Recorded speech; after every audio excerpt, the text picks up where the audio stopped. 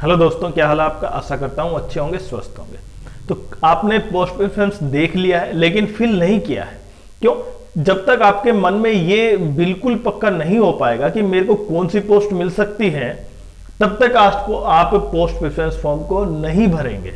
ये आपको भी पता है और आपने काफी इधर उधर से कहीं से इंफॉर्मेशन, प्रत्येक इंफॉर्मेशन ले ली है, लेकिन फिर भी पोस्ट प्रेफरेंस नहीं भरा है। तो पहले तो ये इशू बता देते हैं कि जो एसएससी ने दो पोस्ट का एक ही कोड दिया है, जिसमें एएसओ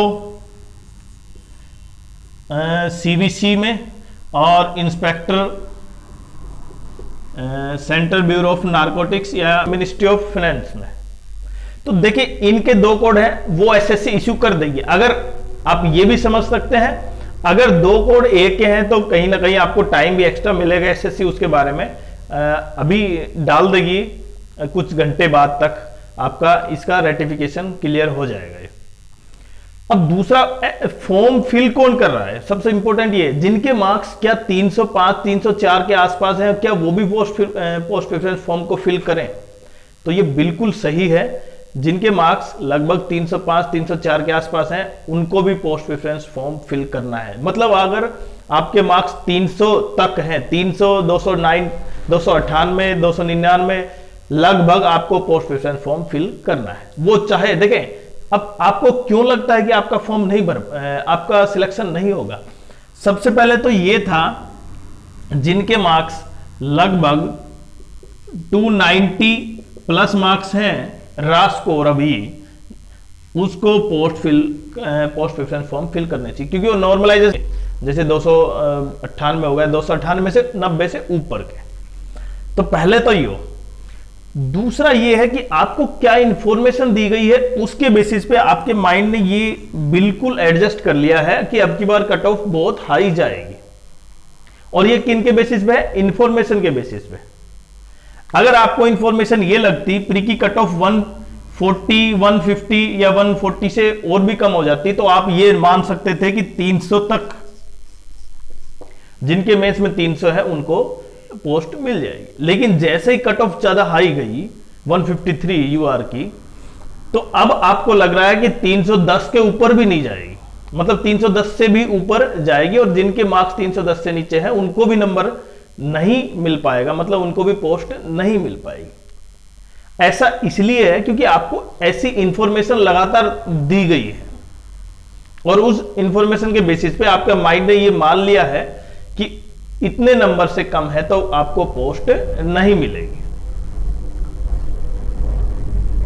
लेकिन एक डाटा आपको मैं बता देता हूं, कुछ बच्चे थे जिनके 160 प्लस थे प्री में, उनके मेंस में कहीं ना कहीं 280 290 310 315 ये मार्क्स तक आ रहे हैं। ऐसा नहीं है कि वहां पे 160 प्लस से बात कर रहा हूं मैं, 160 प्लस थे, ऐसे कुछ बच्चे हो सकते हैं। लेकिन जब आपने प्री में इतने अच्छे स्कोर किया है, और ये स्क्राइब का और ऐसा मामला नहीं है, नॉर्मल एक जनरल कैंडिडेट के बारे में बात कर रहा हूं, यूआर कैटेगरी से, ओबीसी से, जिनके मार्क्स इतने थे यूआर में और उसके बाद मेंस में उतने मार्क्स आ रहे हैं, ऐसे काफी कैंडिडेट हैं। तो क्यों? क्योंकि आपने ये मान लिया कि 300 तक तो सिलेक्शन होगा ही नहीं। और उसी का सबसे बड़ा कारण क्या है कि अब की बार ये माना जा रहा है कि कट ऑफ 310 से पार जाएगी।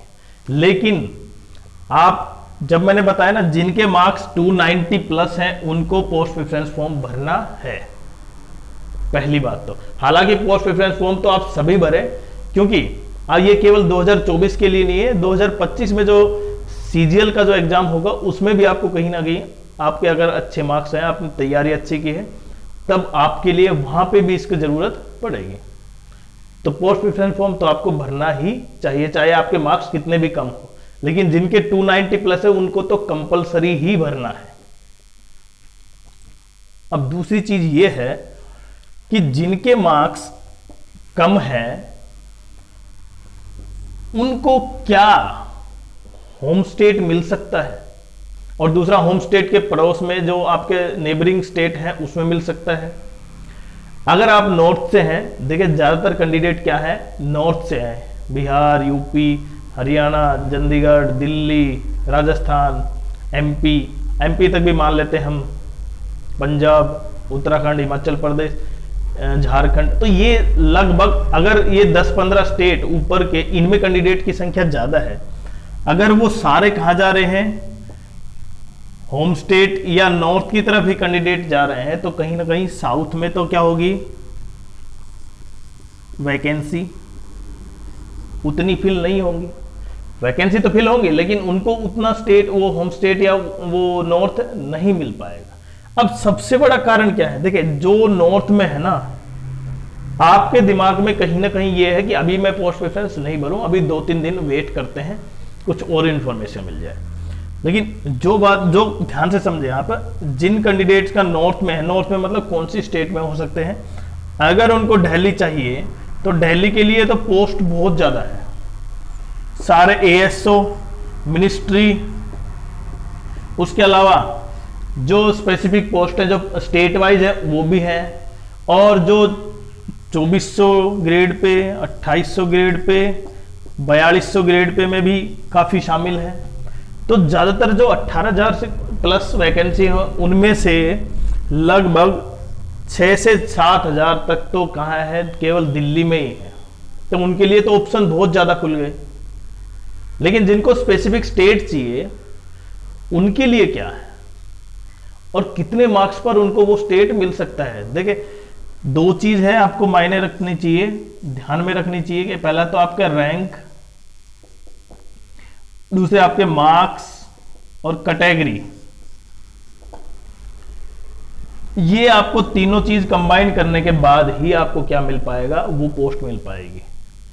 लेकिन सबसे बड़ी दिक्कत पता है क्या है, जब आपके इंफॉर्मेशन ऐसी दी गई है कि इतने मार्क्स पर सिलेक्शन नहीं होगा, तो कहीं ना कहीं आप सबसे लोवेस्ट कट ऑफ जा सकती है, मतलब जो 2400 ग्रेड पे में है वो फिल करेंगे अपने होम स्टेट में, अपने आसपास में। और उससे क्या फर्क पड़ेगा पता है, जिन कैंडिडेट्स के मार्क्स ठीक थे वो बीच की जो पोस्ट थी ना 4200-2800 ग्रेड पे की, वो तो फिल ही नहीं कर पाए, क्योंकि कहीं ना कहीं डर उनको ये है कि कहीं पोस्ट ही ना मिल पाए। तो सबसे बड़ा दुख यही है कि आपको जो इंफॉर्मेशन दी जाती है उसको आप क्या कर लेते हैं, केवल एक बार 2024 में प्री में कट ऑफ हाई चलेगी, तो इसका अर्थ ये कतई नहीं है कि 2024 का जो मेंस का जो फाइनल रिजल्ट आएगा 25 में, उसमें भी कट ऑफ हाई जाएगी। तो इतना तो आप मान सकते हैं कि हमने कम से कम कहा है 310, लेकिन 305, 304, 6, 8 ये भी कहीं ना कहीं उस बाउंड्री लाइन में शामिल है जहां पे उनको पोस्ट मिल सकती है। देखिए आपके सामने UR category, OBC, EWS, SC, ST और ईएसएम और बाकी कैटेगरी है, और कैटेगरी वाइज ही पोस्ट मिल पाएगी जितनी उसमें वैकेंट है। तो लेकिन सबसे इंपॉर्टेंट ये है, अगर आप यूआर कैटेगरी से हैं तो आपको पहली पोस्ट कौन सी भरनी चाहिए, जब आपके मार्क्स इतने इतने हैं। ऐसे ही ओबीसी, ईडब्ल्यूएस में, एससी एसटी में और ईएसएम में। अब मैं एक डायरेक्ट बता देता हूं आपको कि कहां पर आपको कौन सी पोस्ट मिल सकती है, लेकिन फिर भी अगर आपको पर्सनल सजेशन चाहिए तो आप मेंबरशिप ज्वाइन कीजिए, और आपको पर्सनल बिल्कुल जितनी भी पोस्ट है, प्रत्येक पोस्ट का एक पीडीएफ तैयार करके देंगे, जिससे कि आप उसको बहुत आसानी से फिल कर पाएंगे। और वो होगी उससे आपको जो पोस्ट, अगर आपको स्पेसिफिक स्टेट चाहिए तो वो स्टेट भी मिल पाएगा उससे उतने मार्क्स पर। और ऐसा नहीं है कि हमने मार्क्स भर दिए, हमने भरवा दिए तो उससे मिल जाएगी, आपके मार्क्स भी डिपेंड करेंगे, लेकिन उतने मार्क्स पर आपको जो ऑप्टिमम पोस्ट हो सकती है वो जरूर मिलेगी। तो यहां पे देखें यूआर में मैं केवल यहां पे जो लोएस्ट कट ऑफ है ना, उसमें पीए और एसए हैं, तो उनमें कहीं ना कहीं पीए और एसए के लिए आपको कम से कम 306-8 के बीच मार्क्स होने चाहिए आपके, तब आपको यहां पे PASA मिल पाएगी। लेकिन कैटेगरी डिपेंड करती है, मैंने बताया ना, यहां पे 302 तक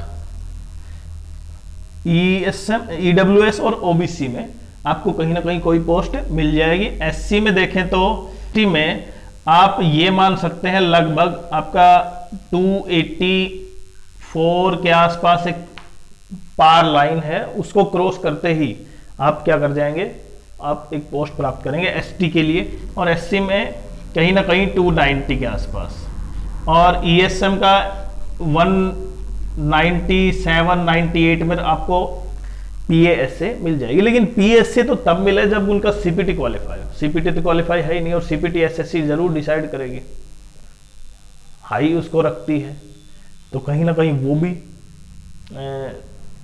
एक डिसाइडिंग फैक्टर है आपको कहीं, क्योंकि ज़्यादा वैकेंसी PASA में है और TA में है, टैक्स असिस्टेंट में। लेकिन प्रत्येक, मैंने बताया ना, अगर प्रत्येक बच्चे को अगर पर्सनली एडवाइस चाहिए तो कहीं ना कहीं आपको मेंबरशिप ज्वाइन करनी हो। लेकिन बहुत से बच्चे ऐसे हैं जिनमें SC ST में जो 305 से 310 के बीच में है, SC की बात कर रहा हूं मैं, उनको कौन सी पोस्ट भरनी चाहिए? OBC EWS 318, 325 के बीच, उनको कौन सी पोस्ट भरनी चाहिए? UR में 328 की बजाय 320 से 335, इनको कौन सी पोस्ट भरनी चाहिए जिससे वो आसानी से मिल जाए और आपका होम स्टेट भी मिल जाए उससे। अगर आप चाहते हैं होम स्टेट या दिल्ली चाहते हैं, नॉर्थ में चाहते हैं, तो बिल्कुल आप कांटेक्ट कर सकते हैं, हम आपकी जरूर हेल्प करेंगे। तो वीडियो कैसा लगा, चैनल को सब्सक्राइब जरूर करें।